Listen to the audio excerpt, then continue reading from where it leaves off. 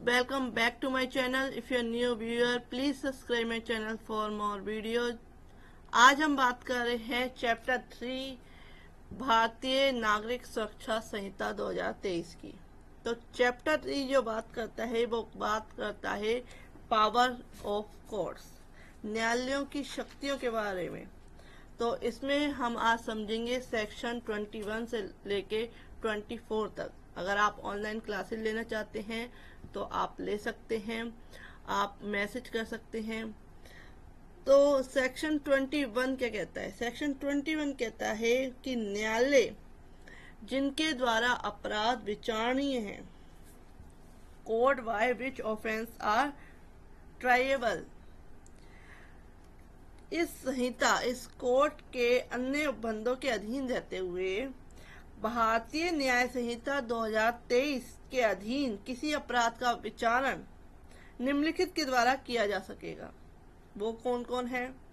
उच्च न्यायालय, high court, session न्यायालय, कोर्ट ऑफ सेशन, किसी अन्य न्यायालय जिसके द्वारा ऐसे अपराध का विचारण होना प्रथम अनुसूची में दर्शाया गया है। Other court by which such offence is found in the first schedule of to be tribal.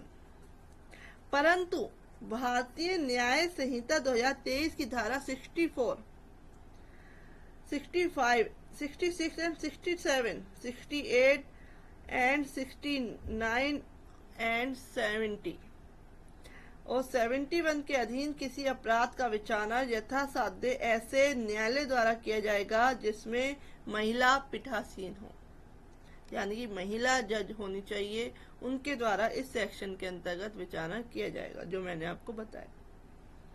Next कहता है कि किसी अन्य विधि के अधीन किसी अपराध का विचारण जब ऐसी विधि में इस निमित्त कोई न्यायालय उल्लिखित नहीं है, न्यायालय नहीं मेंशन किया गया है, तब ऐसे न्यायालय द्वारा किया जाएगा। जब कोई न्यायालय इस प्रकार क्या है, उल्लिखित नहीं है, लिखा नहीं हुआ है, तब उसका विचारण निम्नलिखित के द्वारा किया जा सकेगा। किसके द्वारा? उच्च न्यायालय, हाई कोर्ट, कोई अन्य न्यायालय जिसके द्वारा ऐसे अपराध का विचारण होना प्रथम अनुसूची में दर्शाया गया है। तो इनके द्वारा क्या है, जो विचारण है, ट्रायल है किसी केस का, वो किया जा सकता है। ये बताया गया सेक्शन 21 में। अब हम बात करते हैं सेक्शन 22 की। सेक्शन 22 क्या कहता है? सेक्शन 22 कहता है कि दंडादेश यानी कि सेंटेंस जो उच्च न्यायालय, सेशन न्यायालय दे सकेंगे कि कितनी सेंटेंस, कितनी सजा एक कोर्ट के द्वारा दी जा सकती है। तो sessions sentence which high court and session जज में बी पास। तो उच्च न्यायालय विधि द्वारा प्राधिकृत कोई दंडादेश दे सकेगा, कोई भी दंडादेश हाई कोर्ट के द्वारा दिया जा सकता है।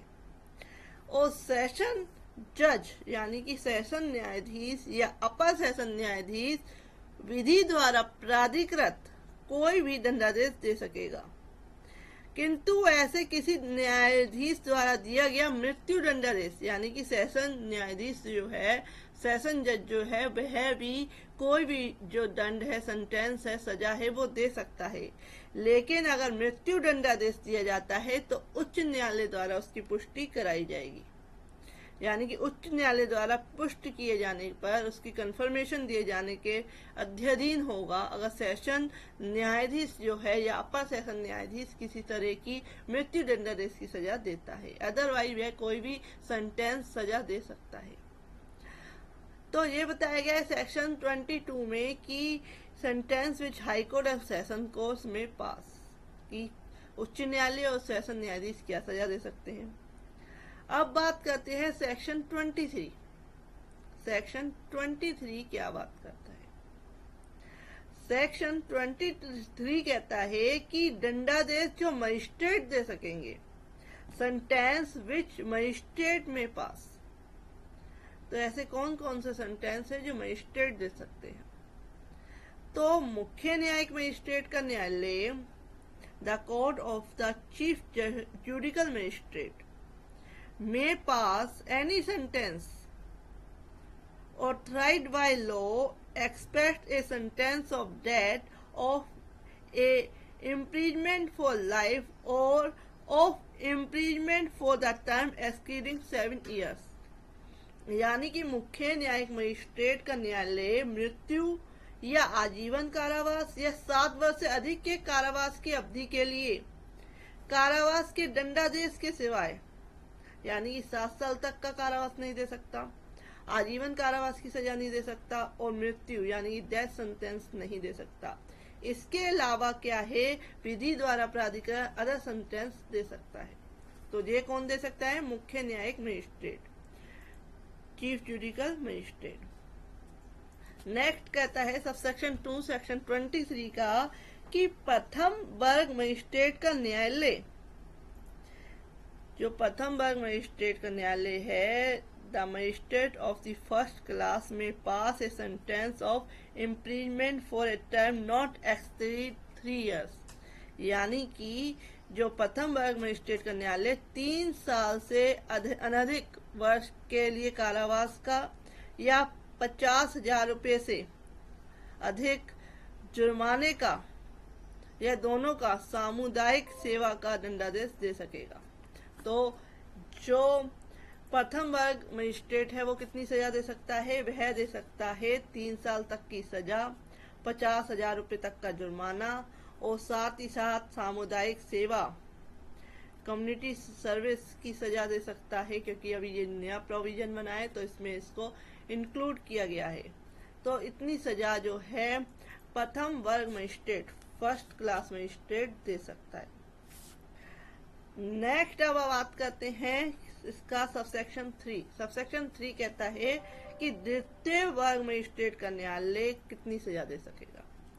तो the court of magistrate of the second class में pass a sentence of imprisonment for a term not exceeding 1 year और a fine not exceeding 10,000 rupees और बोथ और ऑफ कम्युनिटी सर्विस। यानी कि द्वितीय वर्ग मजिस्ट्रेट का न्यायालय 1 वर्ष से अनधिक अवधि के लिए कारावास का या 10,000 रुपये से अनधिक जुर्माने का या दोनों का सामुदायिक सेवा का दंडादेश दे सकेगा।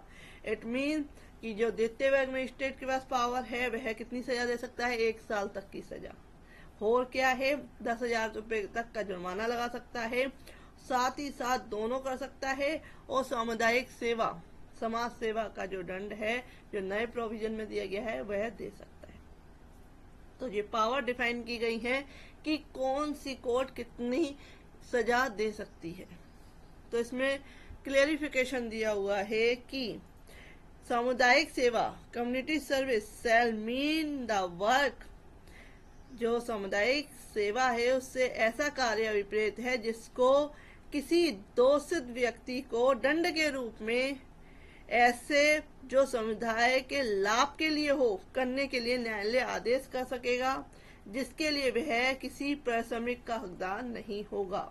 यानी कि वह सामाजिक सेवा करेगा और उसे सजा के रूप में ऐसी सामाजिक सेवा करने को कहा जाएगा, लेकिन इसके एवज में उसे किसी तरह का पे नहीं किया जाएगा, उसको पारिश्रमिक नहीं मिलेगा। तो ये बात की गई है सेक्शन 23 में। अब हम बात करते हैं सेक्शन 24। नेक्स्ट वीडियो में मैं आपको इसके अदर सेक्शन भी समझाऊंगी। तो सेक्शन 24 क्या कहता है? जुर्माना देने पर व्यतिक्रम होने की दशा में कारावास का दंडादेश। It mean sentence of imprisonment in default of fine. किसी मजिस्ट्रेट का न्यायालय, the court of a magistrate, may award such term of imprisonment in default of payment or fine as is authorized by law। किसी magistrate का जो न्यायालय है, जुर्माना देने में व्यतिक्रम होने पर, कोई फाइन देने की सजा दी गई है, उसके में देरी करने पर इतनी अवधि का कारावास अधिनिर्धारित कर सकेगा जो विधि द्वारा प्राधिकृत है। तो उसके एवज में वह क्या है, सना जो है कारावास यानी जेल की सजा सुना सकता है, जो विधि द्वारा उसमें मेंशन की गई है, परंतु वह अवधि धारा 23 के अधीन मजिस्ट्रेट की शक्ति से अधिक की ना हो। नेक्स्ट है कि जहां कारावास मुख्य दंडादेश के भाग के रूप में अधिनिर्धारित किया गया है, वहां वह उस कारावास की अवधि के चौथाई से अधिक की नहीं होगी।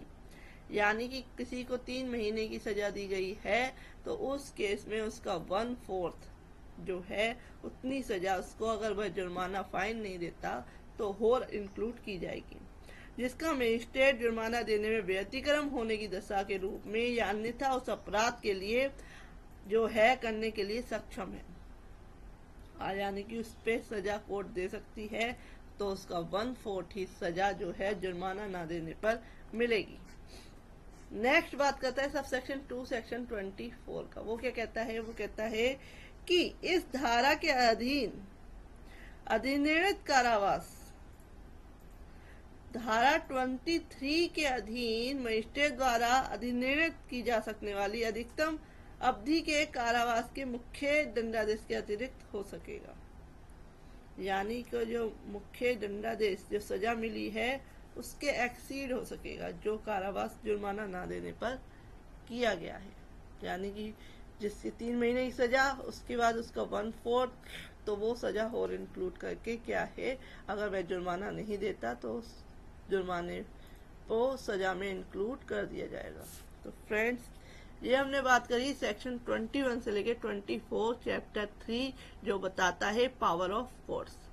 आपको समझ में आ गया होगा। अगर आपकी कोई क्वेरी है, किसी तरह का कोई क्वेश्चन है, आप कमेंट बॉक्स में लिख सकते हैं।